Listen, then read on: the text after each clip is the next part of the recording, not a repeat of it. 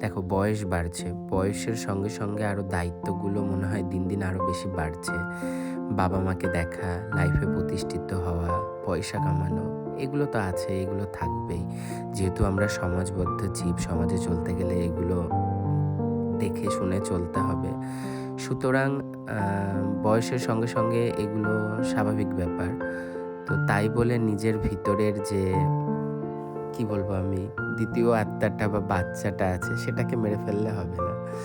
তো সব মানুষের লাইফেই ডিপ্রেশন আসে, খারাপ সময় আসে। সেটা কিওরও হয়ে যায় একটা টাইম।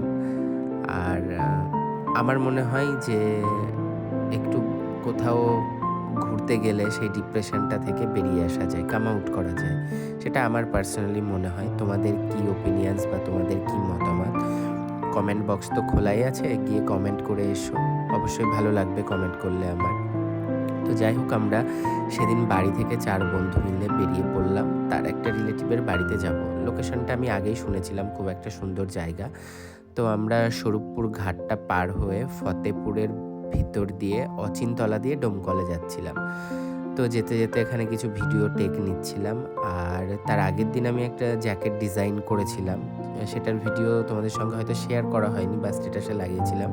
তো সেটারও ভিডিও ফুটেজের শ্যুটের জন্য একটা ভালো লোকেশন দেখিয়ে আমরা দাঁড়িয়ে গেলাম। সেখানে কিছু ছোটখাটো আমার ইনস্টা রিলসের জন্য টেকগুলো নিলাম। আর মানে আমি জানি না তোমাদের কতটা কি ভালো লাগে বা তোমাদের ইন্সপায়ার করতে পারি বা খারাপ লাগে। যাই হোক, একটা মানুষকে সবার ভালো লাগে না। আর একটা মানুষ সবার মনের মতো হতেও পারে না। আর কি বলবো, ভুল ত্রুটি অনেক কিছু দিয়ে মানুষ তৈরি হয়। তো যাই হোক, যদি কোনো ব্যাপারে খারাপ লেগে থাকে, লাগতেই পারে, সেটা পার্সোনাল ব্যাপার। সেটাতে আমার কিছু ওপিনিয়নস দেওয়ার নাই।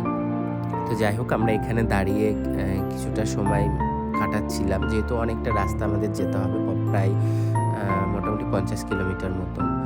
তো এই যে আমরা ৪ বন্ধু মিলে, আরেকজন ব্যাক ক্যামেরাতে ছিল।